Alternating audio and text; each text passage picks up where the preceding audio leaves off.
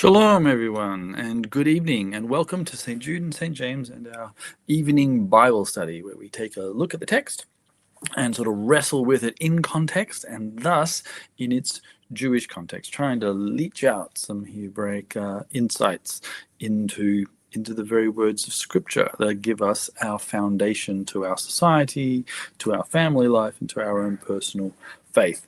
My name's Deacon Aaron. I'm the deacon of St. Jude and St. James, both in person, where we meet in Rowley Regis in the Black Country, and I think it's the Black Country, or it's a bit of Birmingham, and here online. So wherever you're joining in from, you're most welcome. It's also the Feast of the Epiphany. Today is Epiphany, and that's the celebration of the appearance or the revelation or the epiphany of Jesus to the Gentiles, to the nations, which was part of his prophetic calling, that he would be the Messiah, not just for Israel, but for everybody else. And then there's the prophetic call that you see in the prophets, that the Gentiles and the kings will come and they'll give glory and honor, worship gold and incense. And that's you see in Isaiah 60. And then played out in Matthew 2. And one of the things that we wrestled with on Sunday when we actually celebrated Epiphany in our churches was that the future of the Gentiles, the future of the nations, is wrapped up in the future and history of Israel. That annoys a lot of people, yes, but it is also scripturally and biblically true. And that's just one of the tensions that we embrace, that God, the God of the universe, chose the Jewish people to be a blessing to the nations. So Epiphany is January the 6th, while Epiphany in the Western calendar, in the Eastern calendar, happens to be Christmas Eve. So to all of our Orthodox friends, Merry Christmas.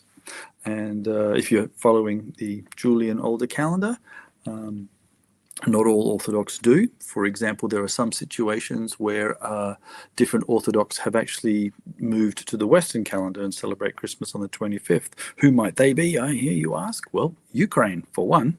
So you've got the Russian Orthodox celebrating Christmas today, Christmas Eve, and you've got the Ukrainians have celebrated it with the West on the 25th. Either way, Messiah came, and that's joy to the world.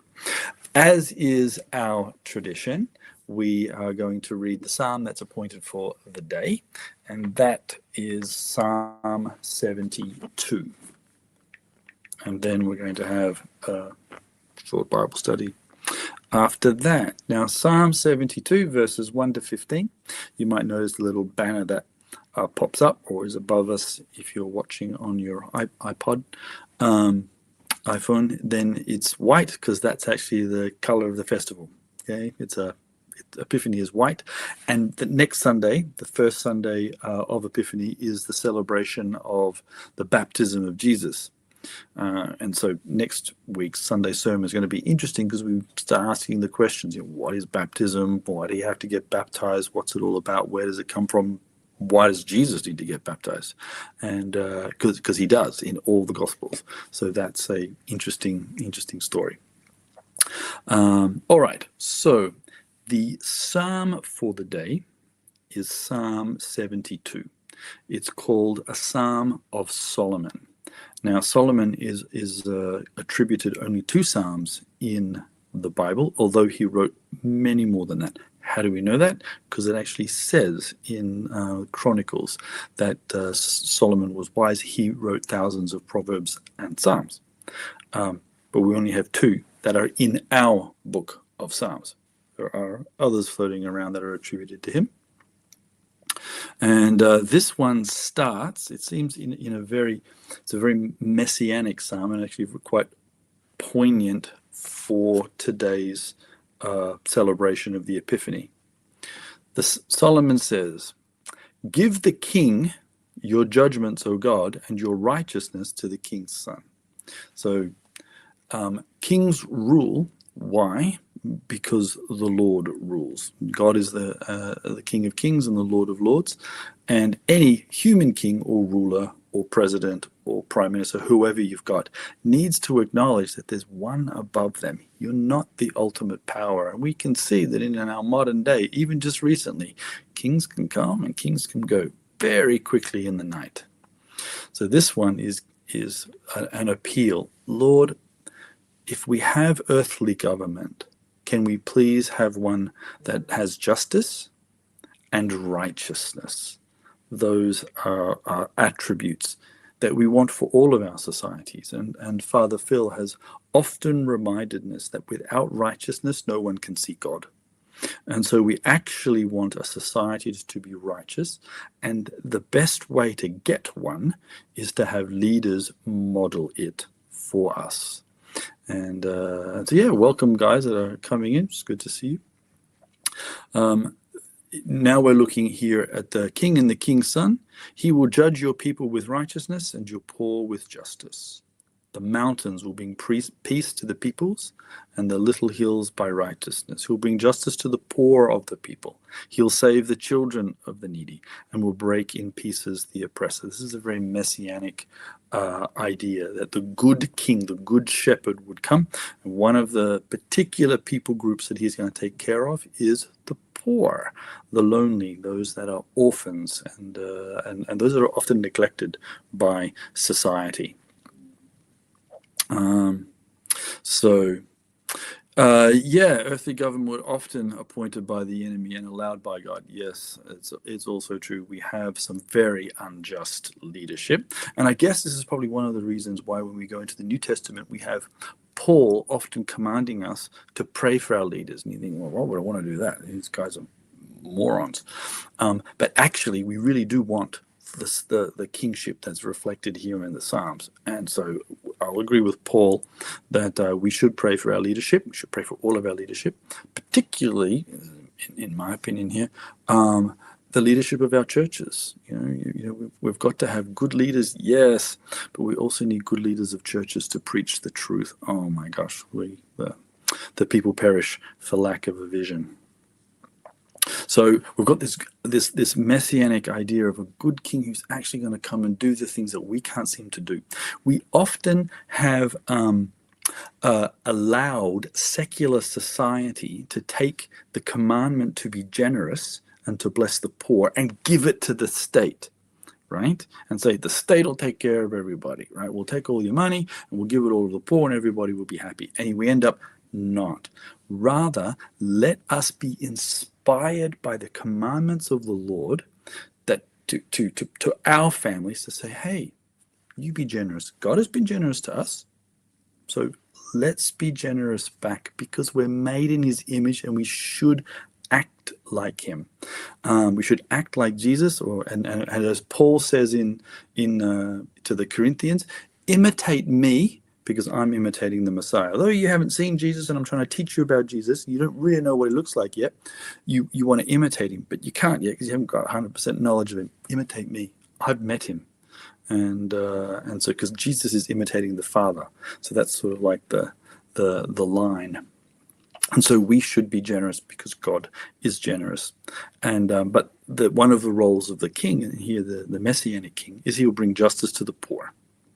And he will save the children of the needy, which is going to be excellent. And in verse 8, he will have dominion from sea to sea. I mean, there's his kingship covers the earth, and from the river to the ends of the earth. It's a great little piece of poetry.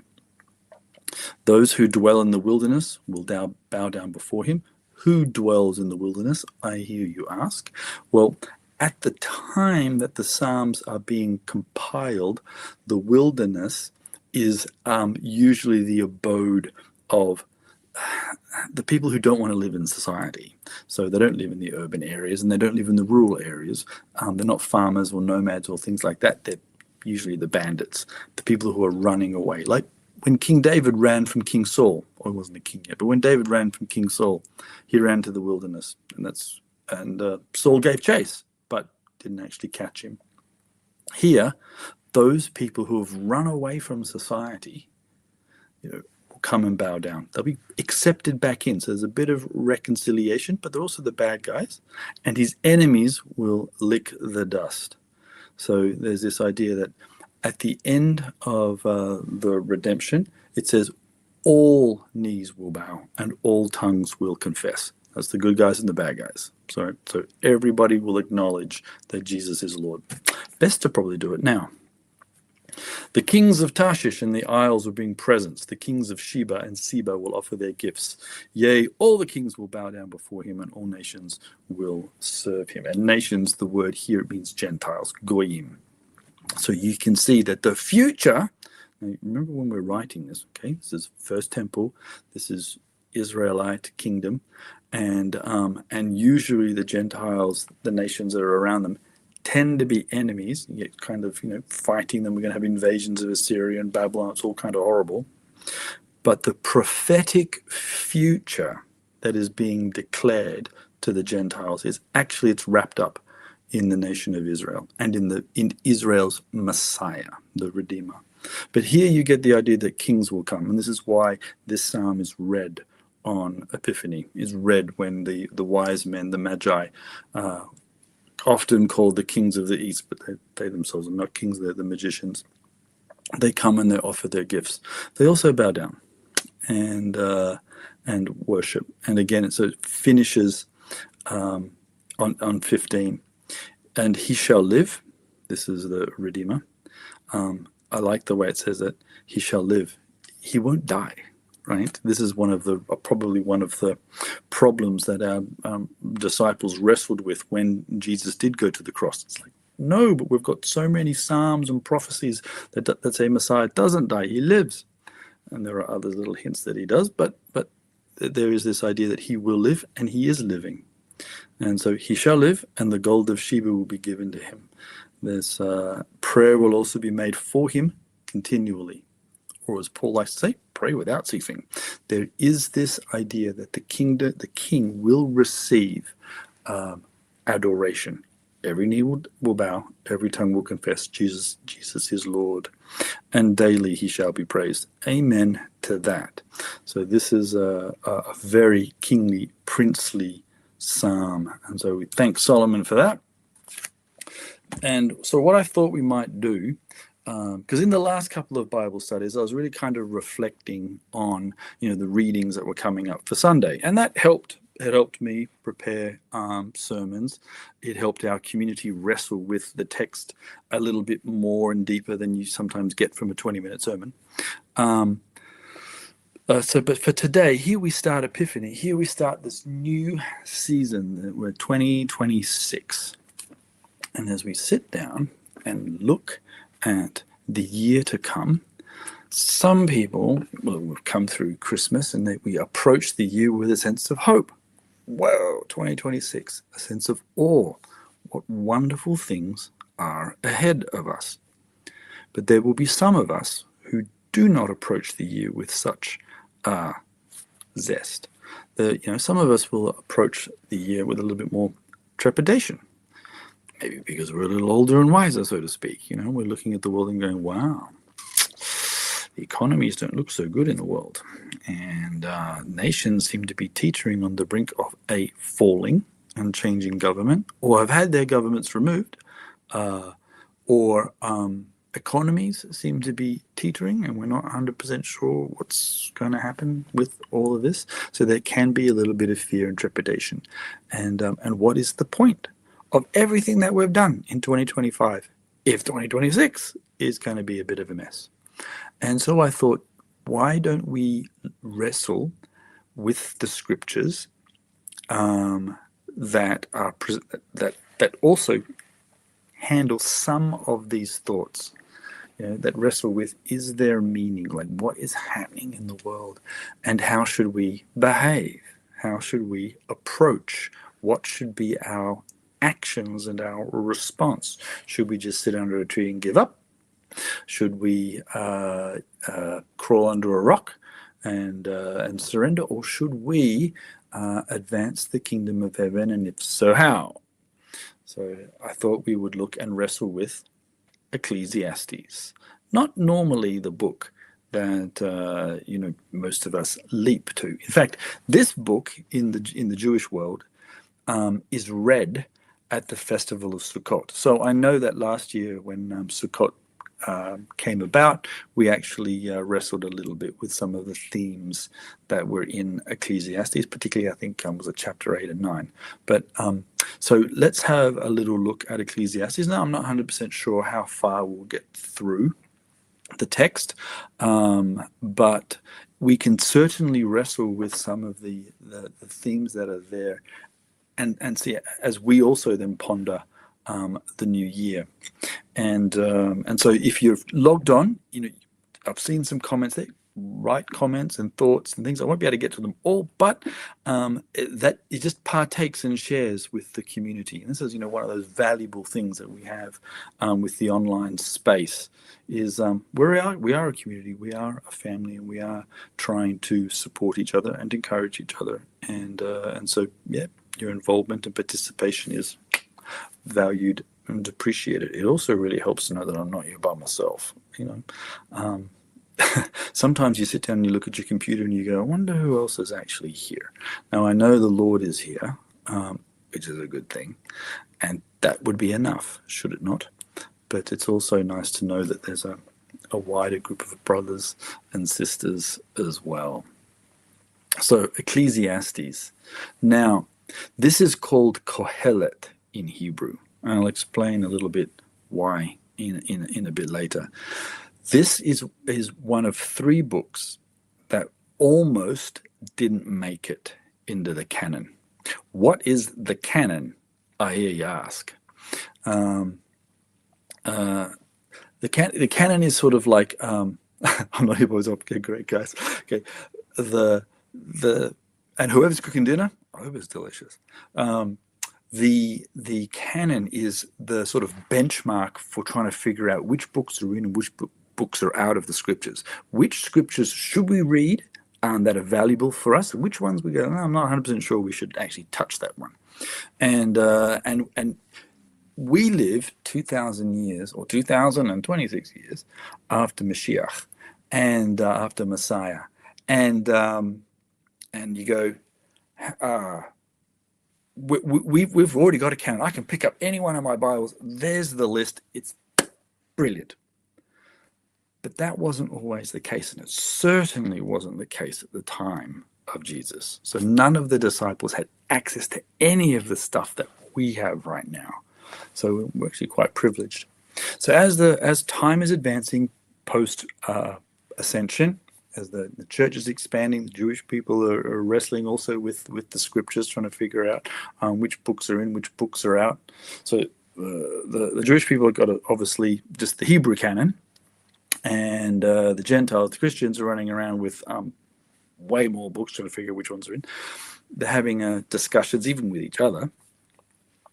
For the Jewish world, hundreds of years go past, right? When the canon that we know today doesn't just appear in the 1st century; it's 4th century, right? It's the Council of Nicaea, and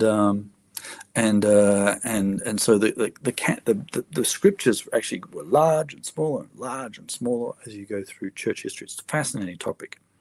But for the Jewish world, there were 3 books that they were wrestling with. The last 3 books to put in the Bible were this: Ecclesiastes, Song of Songs, and the Wisdom of Ben Sirach, or sometimes known in Latin as Sirach, which is in Septuagint, but it's not, and it's quoted in the New Testament. So we know that people were reading it, and it was very valuable. Okay, so for example, Wisdom of Ben Sirach chapter 2 and James chapter 2 are almost verbatim. Okay, so James is quoting a lot of Sirach.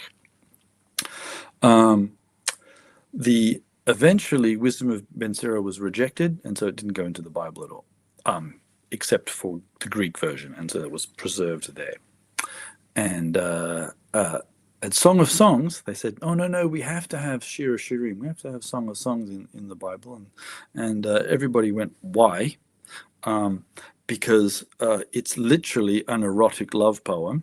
But the sages said, no, this is a love story between God and man, and how much he loves us. He loves his people, and so you have to have it in.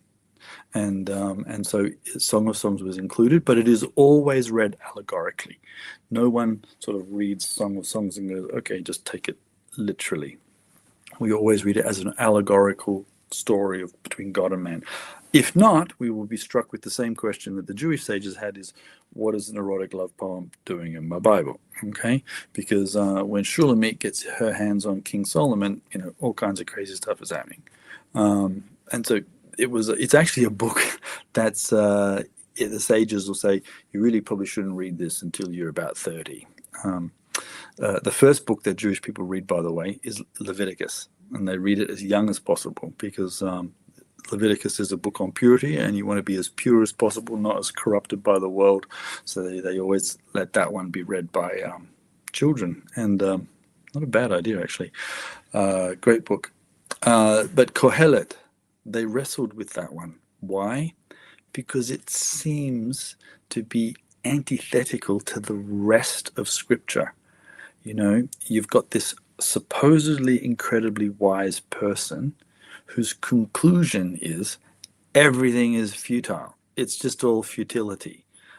Life's a mess. And you go, oh my gosh, yeah, why would we want to put that rubbish in the text? But they do. And so I think it's a great it's a great reflection that the Jewish people and ourselves, but remember that's the foundation of our faith, the Judeo-Christian tradition, is you've got these Jewish sages before Jesus are wrestling with the truth of the world. I know in my brain what should be the biblical pattern. Love God, God will bless you, and everybody will be okay. But then we look at the world and we go, even people who love God are not okay. And even though God's in control, things are still a mess. What's going on? So the book of Kohelet reflects reality, and it doesn't hide it. It's one of the things I really also appreciate about Bible. Bible does not hide the sins and faults of its heroes. Okay, it's not like Greek literature where they're all perfect. This is, it says these guys have flaws, so look at how God uses them. These people are weak, so look who's strong. These people have struggles, and look who gets them through. And so books like Ecclesiastes are actually really valuable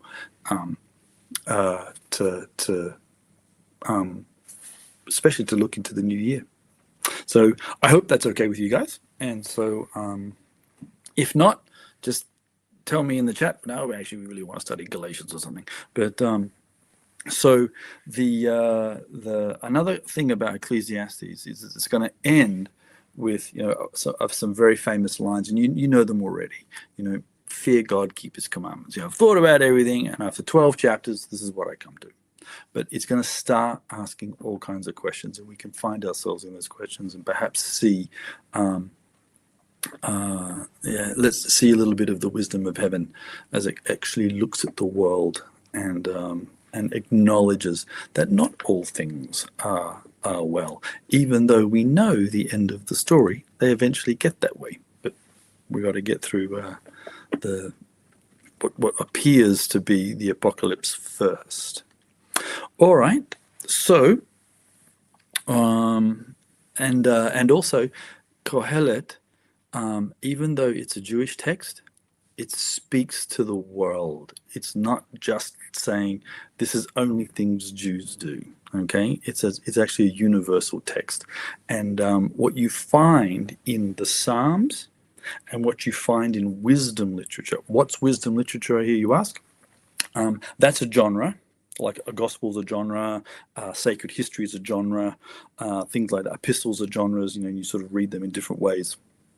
But wisdom literature is things like Proverbs, Song of Songs, Job, Ecclesiastes, Wisdom of Ben Sirah. There's these other texts that are called wisdom literature, and they try and make sense of the world, but they also are universal in application. What do I mean by that? Not universal in terms of all gods are the same, because they're not, and all roads lead to Rome, because they don't. It's rather is that salvation is applied to all people equally, rather of regardless of age, sex, or race. That is, when in the Psalms it says, "The Lord is my salvation," it doesn't matter whether you're Gentile or Jewish. The Lord is your salvation. Does that make sense? Is that when God says, "I'm going to bring my righteousness," not says, "I'm going to bring my righteousness to Israel and everybody else dies." No, I bring my righteousness to the world. And that's why in Jewish prayers to this day, they always start with this: Baruch atah Adonai Eloheinu melech haolam. Blessed are you, the Lord our God, King of the universe. Not the King of Israel. I mean, he is, but he's also the King of the universe. He's everybody's Lord. And so you see that also applied here too. So it's a story that applies to all of us. All right, so it's let's have a look.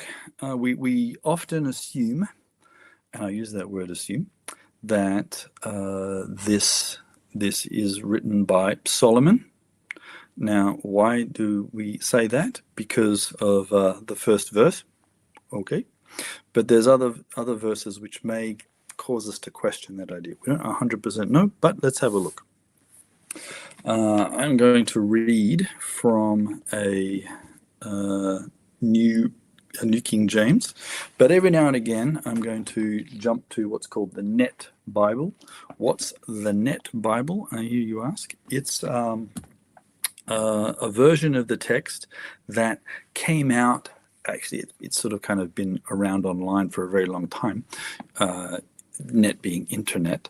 And it was a discussion. It was a Bible that was put on the internet, and scholars could come in and make comments about it. And they could debate with each other, argue with each other over Greek, over Hebrew, over syntax, that kind of stuff. So it really was a great resource for non-Hebrew, non-Greek scholars to go, that's what people are wrestling about in those words. So every now and again I'll jump and I'll appeal to that because it'll help me in some of the obscure Hebrew words. And there are words in Hebrew that are obscure. In this, I'm talking about biblical Hebrew. So much so that they have translated the Hebrew Bible into Hebrew. But that's because some Hebrew words just, don't even know what they mean. So you need to have somebody say, well, actually, it means this. Okay. So it starts off in verse 1, and this is in the King James.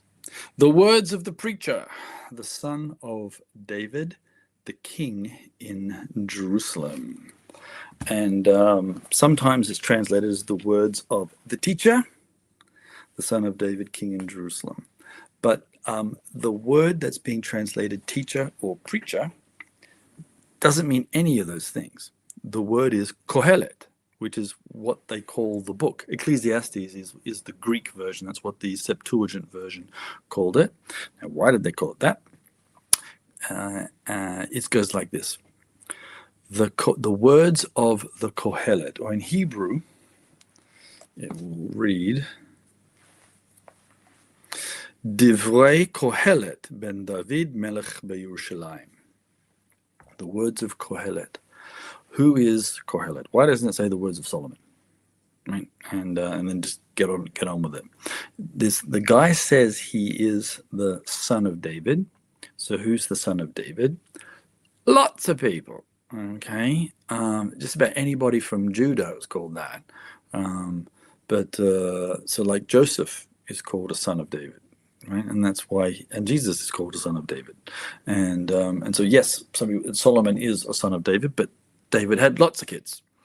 Not all of them survived, but he had more than one, and he's definitely a king in Jerusalem. So it limits the number of choices we've got.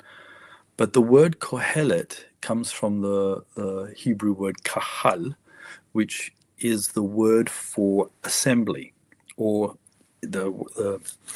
a congregation in Hebrew is called a kehilah, and so kehilah, assembly or community, in Greek is an ecclesia, which we then translate into English as church. So it goes kehila, sort of assembly, ecclesia, which is also an assembly, to church, which is also an assembly. But that's sort of the flow of words. But the phrase kohelet therefore means something like the leader of the assembly or something like that. And strangely enough, it's in feminine form. Okay, Kohelet's female. You go, that's interesting, because you just called him a son of David and a king, not a queen. So the Hebrew's a little bit strange and it's only found here. Okay, this is the only time that this word is used in the Bible. So you go, I wonder who this is. And sometimes they translate it as teacher, although that in Hebrew that's a moreh, or a preacher, which is the guy who's giving a drasha, different words entirely. We're not sure who this Kohelet is. But the Jewish sages, when they make a comment, they say, whoever he is having a serious spiritual struggle. He is engaged in intense spiritual struggle with himself and trying to make sense of the world, which to him no longer makes sense. He thought it had made sense when he was younger, but now that he's lived some life, he's like, no, it's not making sense to me anymore. And so you get this struggle. And so as you go through Kohelet, through the book, there are times where he gets really down, and like verse 2, okay? But there are others where he seems a bit more uplifted. And you're like, interesting. He really is having a little internal battle. And so there's a midrash. What's a midrash, I hear you ask? Well, that's a story that's not true, but it tells the truth. This is the Hebraic understanding. We call those sermons in English. But a midrash is, they have a midrash that says Solomon, as he was going through life and wanting to write down his wisdom, he wrote lots of Proverbs, he wrote a couple of Psalms. Actually, the text says he wrote lots more Psalms. We only have a few. He was beset by a demon. And the demons would whisper in his ear, and they would tempt him, and they would point out, problems in the world, and say, "Oh, you're so wise, Solomon, and God's so in control." Well, what about that? These kinds of things, and they gave the name of the demon Ashmodai. Where'd they come up with that name? I don't know. But it just reflects that in the Jewish world, they had an understanding that there was spiritual warfare going on. Spiritual warfare is not the province of the Pentecostals or the Assemblies of God, okay? And it is has been a long part of the Judeo-Christian tradition, and so there is this understanding that Solomon battled demons. In fact, in Jewish tradition, he beats them. He's like the chief exorcist, and this is picked up by Islam, by the way. Islam has also heard of this tradition that Solomon beats demons, and if you happen to go to Jerusalem and you happen to go to the Temple Mountain, or in Arabic, the Haram al-Sharif, the noble sanctuary, and you're walking around the Dome of the Rock, you will come to a it looks like a building that's been all bricked up, and it's called the Well of the Djinn. And that's where, in Islamic theology, this is where Solomon captured the Djinn, or the demons, and he put them all in prison. Why there? I don't know. But it just shows you that the idea or the story or the oral tradition that Solomon is really wrestling with the spiritual world, and he's struggling here, and a lot of it's being reflected in Kohelet, appears in not just in Jewish tradition, also Christian tradition, and then Islamic tradition. I find that stuff interesting. I don't know if you guys do. All right. So the words of the teacher, the words of the Kohelet, the son of David, the king in Jerusalem. And then he comes to vanity, vanity, or meaningless, meaningless, says the teacher. Everything is vanity. It's all meaningless. In Hebrew, it reads, Havel havelim, amar Kohelet. Haval havelim, hakol hevel. And Hevel, what is it? It's translated as everything is meaningless, or everything is vain, or everything is futile. The word itself is means something is fleeting like vapor or smoke, although it's not the word for smoke. It's fleeting as in just like smoke. You can see it, it's really hard to grasp. In fact, when you reach out to grab it, it just breaks apart and falls away. And so what you know, it's there, right? You know that there's it's there, but it's a problem. It's something to grasping it is an issue. And so what is the preacher saying, or the teacher is saying, Kohelet is saying? It's like, I've looked at the world, everything seems meaningless. Now, isn't that an interesting thing to say? You can see why people said, oh, I don't want to read this book. Why would I want to read this book, which shouldn't be in the Bible? What is meaningless? Is everything meaningless? Does everything have no meaning? Why would that be true? And here's why I think a lot of the sages deliberately then said, no, we have to read this text, and we have to keep it in its context, and we have to make sure that everybody reads it, keep it in the Bible, is because if you don't have God, if you have no understanding of the world to come, or olam haba, as they say in Hebrew, and you just see the world as this reality, olam hazeh, then everything is meaningless. If there is no God, so here we're largely talking about people who don't believe in God, just believe in the universe or nothing, or whatever.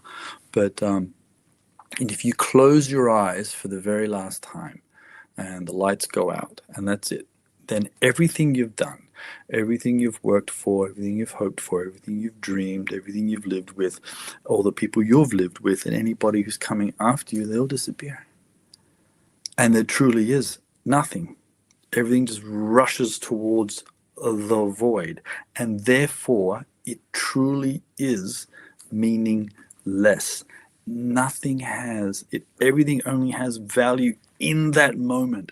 The next moment might not exist, and even if it does exist, whatever you're bringing into it doesn't have the same value as it had before. It has something different. And so this is one of the issues that atheists and those who sort of just go with the great force of the spirit of the universe or whatever, will struggle with, because they'll see life and go, but it is meaningless. If there's nothing beyond death, it truly is a vapor. And that's, I think, what the Kohelet is one side of him is asking. That's the demon voice. That's the spirit of the age that whispers into your ears and says, everything's meaningless. There is no God. There is no future. Just go out and do whatever you want. And that type of world is incredibly self-destructive. It doesn't survive. It cannot. And so the world is only made sense by the world to come. The temporal, the physical, is only made sense by the spiritual. And one of the things that we need to acknowledge as we step into this new world is that we as beings, as physical beings, are also spiritual beings. We have physical problems, but spiritual problems as well. And if you only want to solve your problems physically without the spiritual, you're in trouble, and sort of kind of vice versa. You need both. And so that is often reflected in the New Testament. Jesus healed people physically. He didn't just walk along and say, hey, I'm the Messiah, and you should keep suffering, and I won't heal you at all, but just know that I'm Jesus. No, he got them both, physically and spiritually. He beat every demon right then and there, etc., etc. And that's the type of way we need to look into this 2020, 2026. So the initial voice we hear from the Kohelet is, look, absolutely everything is futile. But that's not the conclusion. that will come at the end of the book. That's just the thing that he sees. I look at the world and I can't see meaning. And do you know what? So much of the world is like that. So much of the world is struggling with each other. You pick up your phone and you just go through the X or whatever social media you were like, and all you can see is people not being nice to each other. I mean, they're ripping each other apart, and they're everybody's got something to say about the world, and it's always usually wrong. Everything's wrong, and nothing seems to be getting better. So this guy, if this is Solomon, then that's 1,000 years pre-Jesus, and we're now, this is 3,000-year-old words. It's almost as though you were, writing it today, and so I guess it is an interesting thing for us to wrestle with. Verse 3: what benefit do people get from all the effort which they expend on earth? Right? Well, what benefit do people get? That's a good question. Okay. If he's reflecting on, can you take anything into the new world with you physically? The answer is, of course, nothing. Right? You can work. It doesn't matter which job you have. It doesn't matter how much money you have in the bank. You will all move into the world to come with none of that. However, if you happen to have a job and you actually earn something and you do work, then what can you do with the rewards of your work? You can bless others. And that's what we also see in St. Paul, do we not? Where Paul says, get a job. Why? So you have something to share. Right? There is this idea that sharing is a good thing. In fact, Jesus will say to us, it is more blessed to give than to receive. Too many of us just want to, I'm not charging anybody here, too many of us in our world want to sit down and go, but what's coming to me? Or in Hebrew, ma magia li, what arrives to me?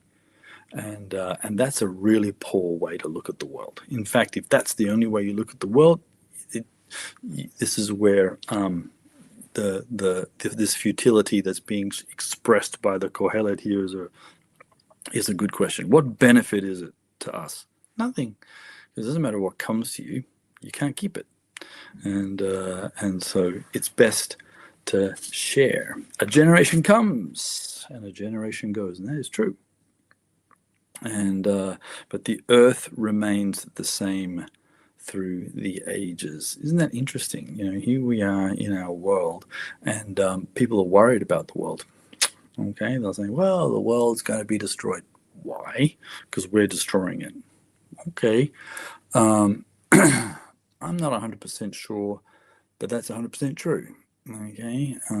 When you read the scriptures, you read the prophetic future, it doesn't say that man destroys the world. Rather, man destroys man, and God has to come down, and then in the judgment scene, in the apocalypse that comes, it's God that does the judging and the destroying, not us. Okay, we're too busy doing things that are futile. All right. So I'm not one of those doom and gloomers. I think God's in control. You can disagree with me if you like, but I'm gonna rest with this. One generation passes away, another comes. That happens, but the earth remains. Okay, the earth remains. In fact, it says this in Hebrew: Dor holech v'dor ba.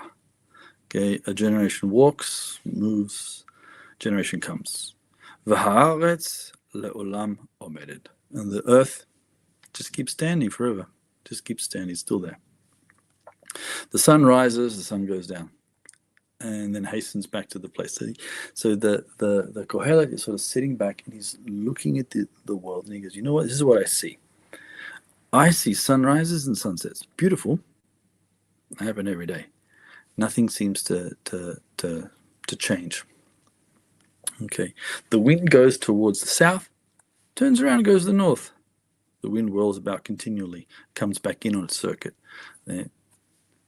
You've got this cycle going. All the rivers run into the sea, and yet the sea is not full. Always a good one, isn't it? It's like, the hydrological cycle, what an amazing thing, right? Rivers go into the sea, sea never seems to fill up, and they return again. All things are full of labor. Man cannot express it. The eye is not satisfied with seeing, nor the ear filled with hearing. And that is actually an interesting statement by the Kohelet. So he's discussed what he sees in terms of like the physical realm, and he sees that there seems to be this pattern: day, night, wind, seas, hydrological cycle. People come, people go. They don't seem to have a lasting effect, and they're not satisfied. Like nothing's, what's that song? I can't get no satisfaction. If there is any, it's incredibly fleeting, and that's one of the futility, meaninglessnesses of life. You have a really good dinner, and you go, "Oh, it was a wonderful dinner. I'm full, and my taste buds are exploding with sensations. It's great," but you'll be hungry the next day. So you got to do it again. Or you watch a movie. That was a great movie. You really enjoyed the couple of hours I spent, with my girlfriend or my wife or my kids, whatever. Great family time. Or you just by yourself. Had a good time. But then you might want to watch another movie tomorrow. Okay? There's this. Is one movie enough? No. Is one meal enough? No. Nothing seems to satisfy. There seems to be an insatiability within the human race, and I think that's one of the things that he was also struggling with. It's like, what is there that we actually can achieve peace with, where people say, you know what, I'm actually happy with what I have, and if I don't have, I'm okay with that. It's something that we all probably struggle with. So it's a good thing to leap into the new year. Where are we at? When our eyes are not satisfied with seeing, you can't see enough, and the ears are never filled with hearing. We can never hear enough, we can never taste enough, we never experience enough. Verse 9 is probably one that a lot of people will remember, definitely at the end of the verse. That which has been is what will be, that which is done is what will be done, and there is nothing new under the sun. Ein kol chadash tachat hashemesh. There's nothing new under the sun. So here's the question: is that true? I mean, on one level, you might say, sure. We've every sin that we've done is just an old sin. Every joy that we've had is a joy that somebody else has experienced. Are you sure? And remember, whoever this is, the Kohelet, whether he's Solomon or not, and they're reflecting on the world, there's nothing new under the sun. So on one hand, yeah, when you have a child, or just ourselves, we were all children, we had to learn to walk. We all did. Doesn't matter who you are, male, female, or young, old, rich, poor, black, white. Okay, we all had to go through exactly the same learning experience to walk. And we stood up and we fell down and we did a little walking. And our parents, when they were watching us do that, were filled with joy. And, wow, getting to walk. Come on, come to Papa, come to Mama. And you had all those beautiful moments. And at that moment, it was pure joy. And it was new.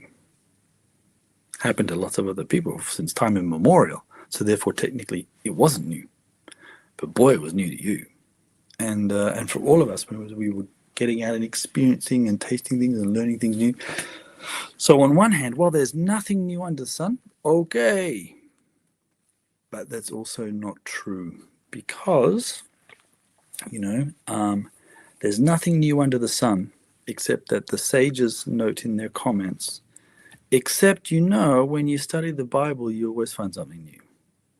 There's no time when you will ever have read this book and then you'll sit down and you say, you know what, I get it. I got everything. And so I'm just going to fold it up and put it on the shelf and get on to something else like Harry Potter. Okay? The Bible is one of those books that you spend all your life studying and you're constantly finding new treasures, right? New wine and something new and exciting that speaks to us, and we learn. And so, is it new under heaven? On one hand, no. The book you read forever, yeah, yeah, the book that you read forever. The so so on one hand, no, it's already since time immemorial has been there. In fact, in Jewish tradition, they'll say that the Torah was even written before the creation of the world. Right? God knew exactly what He was going to have in His Bible. But for us, we experience something new. And you know what? Our kids do. Our kids will read the same book that we're reading and find something new and exciting in it, and that'll be fresh and beautiful and be very helpful to them. And so, on one level, yes, Kohelet, yes, Mr. Solomon, there's nothing new under the sun, but that doesn't mean that there isn't anything new to be explored or learnt, and so new experiences that we can have. And so, going into 2026. There might be something new and exciting for us. That's a nice little thought to have for the future. What's going to be new for you and me this year? Obviously, it's going to be different for all of us. We experience time in a very limited linear way. Absolutely, we do. And it's great to learn or to sit down and acknowledge that there are those beings like God, okay, who exists in a different time and space. He enters ours and interacts with us, but he also can see past, present, and future. And we sometimes can't experience it that way. One day, though, it'll be different. Praise the Lord. Okay, so the Kohelet is wrestling with this tension of reality versus the ideal. Where but there's nothing new under the sun. Is there anything that can be said this is new? Well, we just answered that. I mean, on some cases, yes, because of our way that we grasp reality in the world. It has already been in ancient times before us. So here he's, sort of looking at the more temporal meaninglessness of life. This is the bit of the person who doesn't acknowledge God or doesn't acknowledge the world to come and just sort of sits in his own little piece of time and says, I've had a good dinner, and Solomon will go, yeah, but so have millions of other people before you. So that's nothing you do. These kinds of ideas. There is no remembrance of former things. Well, yeah, memory is a funny thing, isn't it? Okay, we often, in our way of thinking, we think of memory as what's in your brain that you can recall. Which, okay, that goes away. It fills up, and then it you can't retain everything, and we get forgetful, as you know, and there's various diseases that we end up encountering, and more so as we seem to get older and depending on the medications, the foods we eat, and blah blah blah, we get into some sort of very forgetful. But in the Jewish world, in the scriptural world, in the Hebraic world, memory is not linked to that cognitive sense. Memory is preserved by doing. What does Jesus say at the Last Supper? Do this to remember me. Not sit around and contemplate and think of it and look at a nice picture, okay, or close your eyes and go, oh yes, Jesus at the Last Supper, what an amazing thing that was. Okay, you physically do it. And in the Bible, there's many passages, especially in the Torah, the first 5 books of the Bible, that God remembers. Right? Genesis chapter 8, the first time it says, and God remembered Noah. That's not that God forgot Noah. That's not possible. It's just that memory then, or the idea of remembering, okay, spurs people into action. There's no remembrance of former things. Okay, so this sort of idea is that we don't learn from the past. We're constantly repeating the same patterns of behavior, right? We lurch from one war to another because we just haven't quite figured out how nations are supposed to relate to each other. Nor there'll be any remembrance of things that are to come. This sort of the idea of doing isn't going to help, says our dear brother Kohelet, by those who will come after. However, that's the sort of scenario that he preaches, or he begins to contemplate. He starts off in a pretty negative way. It's not how he ends the book, though. And depending on how you feel right now, when you're going into 2026, are we feeling like him, going, oh my gosh, I really don't want 2026. I don't want any of it. It's just too big for me. Okay, that might be a real feeling for some of us. But here, the story, or not the moral, the story, the idea is to say this is what actually does give you meaning, is the acknowledgement that there is a world to come, that there is a King of Kings, that God has seen everything in the past, present, and future, etc. So we're going to wrestle with those texts. Verse 12. This is the one where you need to think, I wonder who actually is writing this stuff. Okay, now I know sometimes I've said it's Solomon, and that is the traditional view. Okay, but verse 12 says, I, the Kohelet, the preacher, was king over Israel in Jerusalem. And that's actually what it says in Hebrew. It says, Ani Kohelet, I'm Kohelet, I'm the person who's writing this thing, I'm the leader of the assembly. Haiti Melech al Israel Yerushalayim. I was the king over Israel in Jerusalem. And so you go, when was Solomon not a king? Like, we know he became king when he was 12, and we know what he was supposed to do when he was 12.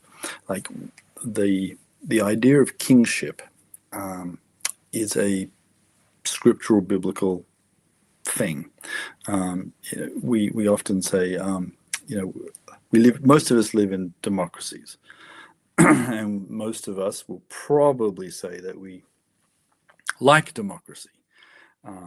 We might not know why we like democracy, because we might think that we all have the because we vote, that seems to be very empowering, except that we often have an election, make a vote, and complain who won.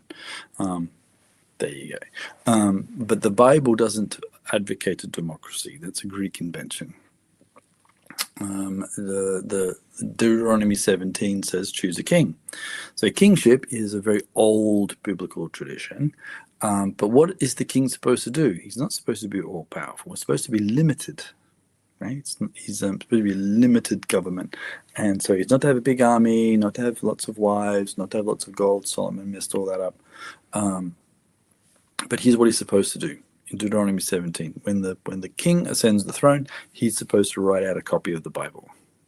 That's what he's supposed to do. The king gets one command, just one, and it's that this is what you'll do. There are three. These are the things you won't do, but there are one thing that you will do, and you will write your own personal copy of the Bible. That is, on your coronation day, you will sit down with an ink and quill, and the priest will stand behind you.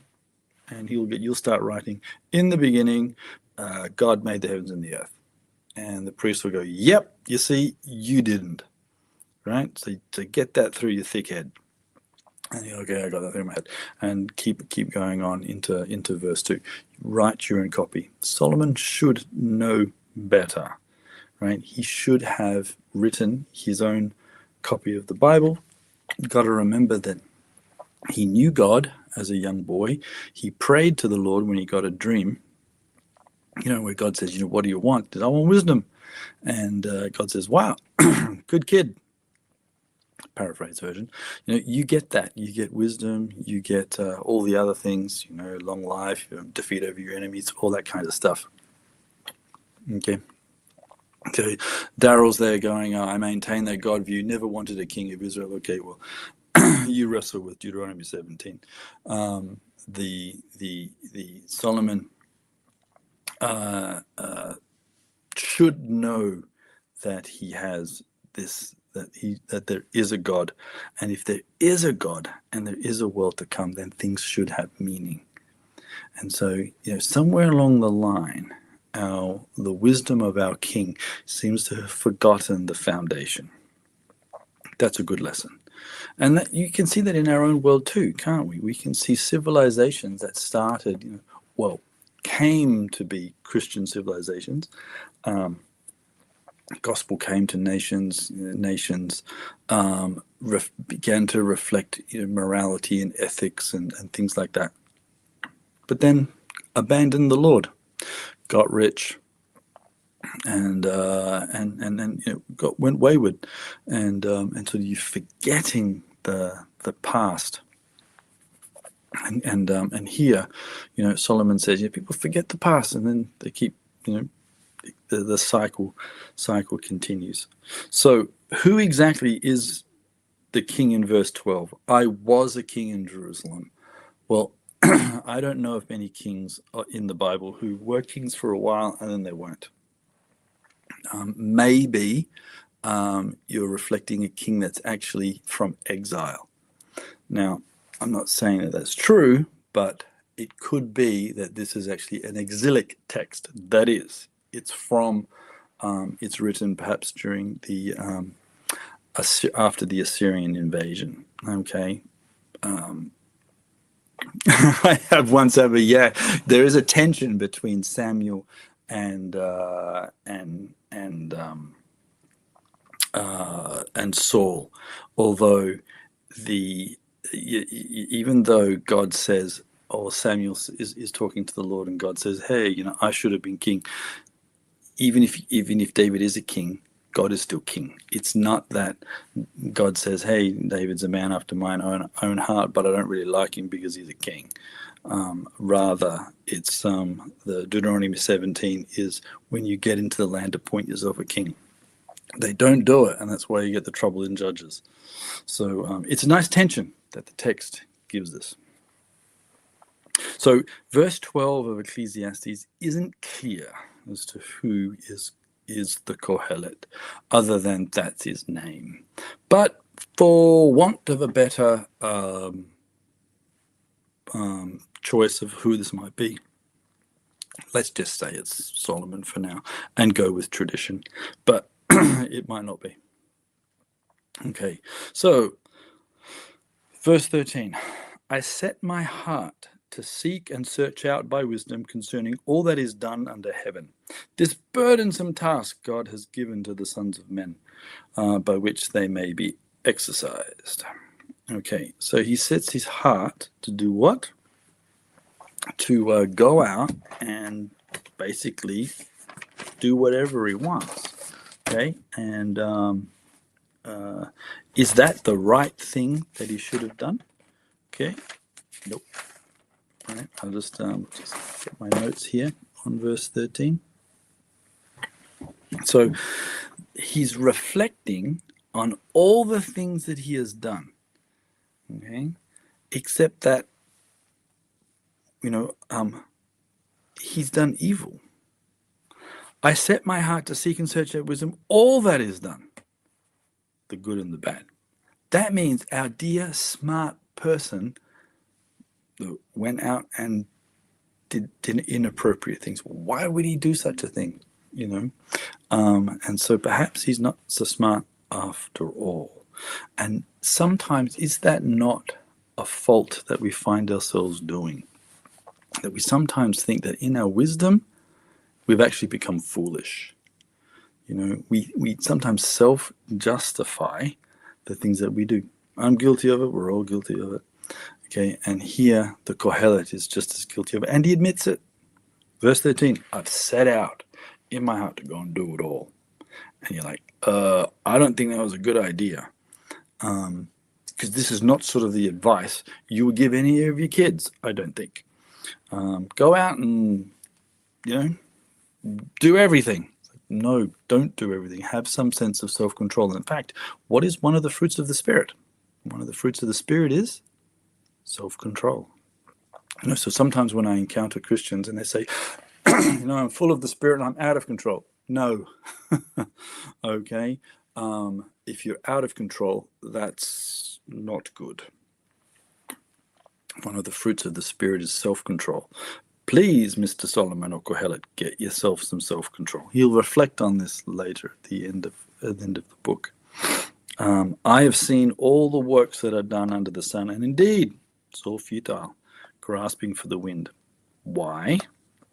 Because what's crooked can't be made straight. What is lacking can't be numbered. Okay, you can't fix everything, which is true. Okay, but does that mean you shouldn't try? Right? And here you've got so many stories to to give encouragement for people to say, look, the task ahead seems so overwhelming. The darkness in front of me seems so deep and black, and I can't see what my little light going to do. But it does have meaning, and this is where you need to have that otherworldly view of the spiritual and the physical together. You know the story of the man walking on the beach, and every now and again he picks up a starfish and he throws it into the sea. There's lots of starfish have been washed up on the shore, and they're all drying out in the sun. And he picks one up and he throws it off into the sea. And as he goes forward, he picks another one up and throws it off into the sea. And then someone comes up after him, whether it's his friend or companion, and says, "Why do you bother? I mean, there's thousands of starfish on the sea. Can't save them all. And, what does it matter?" And as he bends down and picks up one, he goes, "It matters to this one," and throws it into the sea. And yeah, you're absolutely right. What's crooked can't be made straight, but you can make your little bit of the world better. And what is lacking can't be numbered, but you can give somebody something that gives them the lack. Like, what does Jesus say in the sheep and the goats judgment? When I was thirsty, did you give me a cup of water? I might have been thirsty the very next day, but what about now? What about now when I'm thirsty? Can you help me? Yes or no? And so we have to make sure that we're engaged in doing a little bit of what in Hebrew is called tikkun olam, okay, healing the world. And does that mean that you can make everything better? No, but you do your bit. Like, for example, Jesus doesn't say, I'm the resurrection, I'm the life, so you just all sit around and wait for me to come back. No, you go and you share, and you go and you expand the kingdom. But the world is going to go really bad and it's all going to go terrible. Okay, but Jesus did not say wait for that. He said, you go and bring the light to the people that live in darkness right now, and you will make their life better right now. And it might not be all of the universe, but it'll be your little bit. And so what is crooked? Can it be made straight? Okay, on a massive scale, yes, but on a small scale, no. And that's again why there's nothing new under the sun, except that there is. And I commune with my heart, saying, look, I've attained greatness. I've gained more wisdom than all who were before me in Jerusalem. My heart has understood great wisdom. And so, again, looks a bit more swinging back to the pendulum. Could be Solomon.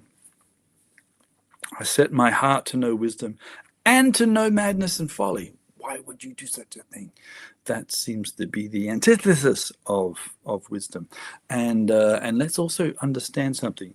Solomon might have been the smartest person on the planet, but he certainly didn't share that wisdom with his kids. Okay? The descendants of Solomon do not do good. Okay? They're not very smart. In fact, after Solomon, you split the kingdom, and it all goes pretty pear-shaped from there. So isn't that interesting that that the wisdom of Solomon, he's the most wisest person. Great.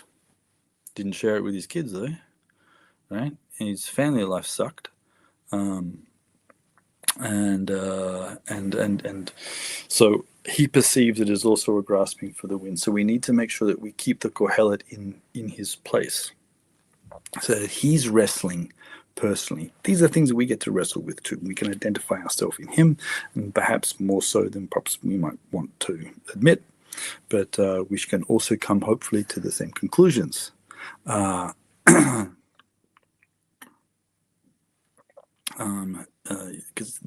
they come to the same conclusions we will see at the end of the text, where the wise man says, okay, I've looked at everything.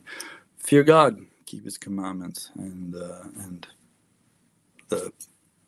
in the way that the world will be in a much, you will have a sense of seeing reality in actually the way that it is.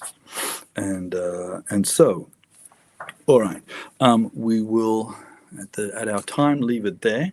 That's a rough reflection of some of the first chapter's issues.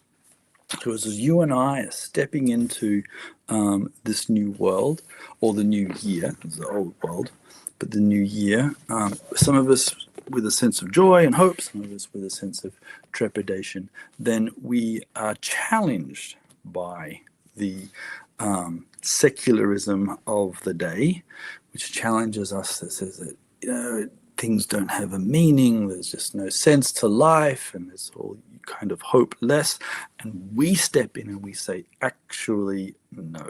I know people who have wrestled with this in the text, in the Bible, in the scriptures, and their conclusion is actually that's not true.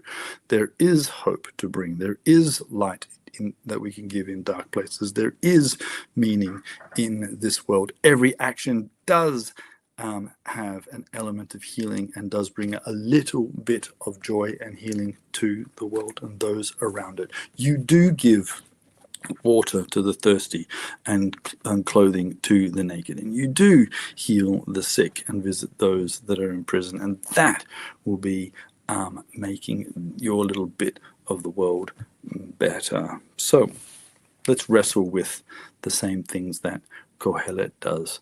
And so, friends, those that have been joining in with the discussion, really appreciate it. Thanks for helping me also wrestle with the new year, because I need just as much joy and enthusiasm as everybody else does. I also need to sit down and say, okay, guys, at St. Jude and St. James, we will go forward and declare Jesus is Lord. There is light to the nations. There is hope. There is a future. There will be righteousness, justice, and peace. That will come. We have good news to give the world. It's a really good thing. Thank you, brothers and sisters, for being part of our journey. So I'll give what's called the deacon's dismissal. One of the functions of a deacon within our community is to dismiss the people. Now, when we have a dismissal, it's not to say, hello, everybody, show's over, although it is. Okay, it's not to say that. It's to say that you are dismissed to go and serve. That's our calling. Now, you and I, we all have callings. We've got something that the Lord wants us to do. We are here for a reason. And that reason, Kohelet is trying to wrestle with. So, brothers and sisters, yes, safe travel in the snow, everyone. Wherever you are, there's a lot of us who've got, we're snowed in. And so keep safe on the roads, keep your family safe on the roads, and keep the strangers whom you don't know who they are, and they need you and they need God. Keep them safe on the roads too. So, brothers and sisters, go in peace, not in fear, not in trepidation, not in futility, not in vanity. Go in peace to love and to serve the Lord in everyone that you meet. In the name of Christ, Amen. All right. Thanks, guys. Happy New Year to everybody. Yeah, or Merry Christmas if you happen to be doing Orthodox stuff. And Father Phil is indeed resting, and so continue to pray for him. He is still out part of our community. He is our shepherd, and under the Great Shepherd, of course. And so we are looking forward to the time when the Lord brings him back to the community in full health, and that he can do his calling, which is to challenge and to teach and to always preach the truth. All right, guys, blessings. I look forward, if you're around, to wrestle with the next part of Kohelet next week. Be great. Thanks very much, guys. See ya. Bye for now. Hey, Canon Phil here. Thanks for being with us. If you appreciate the input from St. Jude and St. James, if you appreciate me continuing to speak out, could I ask you, would you support Deacon Aaron and myself as we attempt to procure this church building and pop over to democracy3.org/save a church. That's democracy3 giving.org/saferchurch and invest a couple of cups of coffee in us and put 10 quid into the fund. Every blessing, and we'll see you next time. Bye for now.